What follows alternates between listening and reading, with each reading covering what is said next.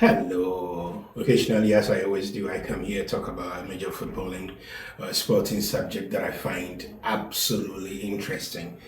And today I'm asking a fairly simple question. Will the real Kamaldeen Sulemana please stand up?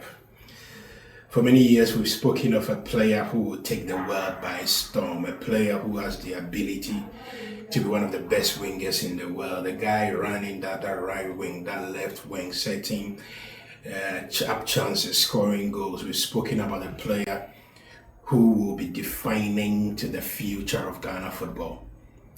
And I'm asking, have we had that? Or are we about to have that now that he's gone to Atalanta? I'll be trying to assess that. Disclaimer, I'm a big Kamaldeen Sulemana fan, so there will be a bit of a bias there. But he's a player who a lot of people have held in awe for a long time, myself included. He has pace, his flair is great, and he has a lot of fearlessness. One of the things that struck me the most when I was watching the English Premier League last season was just how exciting he was against Man United. The way he tore down and bore down our defenders in the game against Man City. And it reminded me of why we called him the next big thing at some point. Now he's gone to Atlanta, and I'm asking whether this is his big revival or just another turn in what, let's be honest, let's be frank, has been a stop-start career. I think to understand this, you just need to maybe just go through the numbers in relation to Kamaldeen a bit more. He, like a lot of players from Ghana these days, started out at Right to Dream. Then he went to the feeder club, Northern, played 42 matches there, scored 14 goals, 8 assists. He had a breakout season in the Danish league at just 18. He was unplayable, unbelievable, really good, and that earned him a move to Stade Rennes when he played 47 matches, but the goal rates dropped and then the assists dropped. It was a great bright start for him, but then the consistency dipped as the injury set in. And in fact, I remember something Ibrahim Sani always says, that at Stade Rennes they considered Kamaldeen a better, more exciting prospect they had seen than they did Jeremy Doku, but we all know what's happened to Joe Doku then. And even those injuries and the rest did not stop Southampton from believing that he had something significant to offer. So they also doled out on him. He spent quite a bit of time in the Premier League and in the Championship. Played a lot for them, scored goals, overall goals, assists, not a lot of it. I think when Southampton have been relegated twice, and in both moments, he showed flashes of brilliance. I think he was really good at certain points last season. And as of July 2025, his career starts at 124 appearances, 21 goals, 15 assists.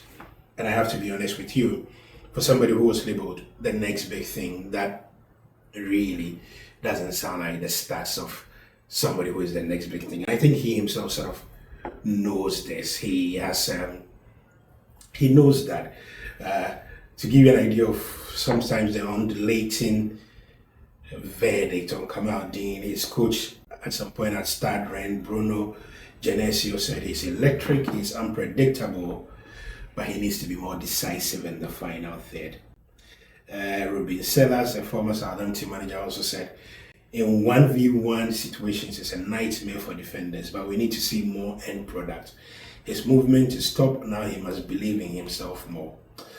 And then Chris Hughton called him a weapon when fit in full court. He gives Ghana verticality and chaos from wide areas. So a man hugely admired by his coaches, but as you can see there, question marks from his coaches about whether he provides the final end product to justify the excitement, the hype, and everything. And I think Atlanta realistically have decided that his kind of player is somebody they are prepared to take a chance on. He's gone to a club that is coached by a manager who knew him well at Southampton. He coincided with some of his best periods. So it's always great for a club that a manager knows you and knows you inside out. And when he himself said that, when he himself mentioned at his introduction, I thought, like, kudos, he showed a lot of big boy energy. No wonder the two of them are friends. But he said in one moment that, look, he's not come here to replace anybody, in reference, of course, to suggestions that he is a replacement for Ademola Lookman. He says, I'm here to play with who I am assigned to play with. I am not going to be anybody's substitute. Basically, a way of saying, I am going to earn my spot and I'm going to do well. I like that. I like that kind of energy very much. But he also admitted, and he admitted to what a lot of these managers have said, that he needs to do a lot more in terms of end products and the rest. So, in all honesty, we have to be honest, he's been somewhere here and there. Flashes of brilliance, evidence of why there's so much belief in him, and then he provides you with reason to wonder whether he will be one of those guys who is just that, one of those streets will never forget footballer. So he's not been a total flop. He's played in Europe's best leagues. He showed good brilliance. He's still only 23, but he has not lived up to the early hype from Denmark. But Atalanta may just be the perfect place to get the best out of him. They develop good, tricky, explosive attackers. You look at the likes of Lookman, Borga, Koppen, Myers. You may say that the coach was responsible for all that is not there.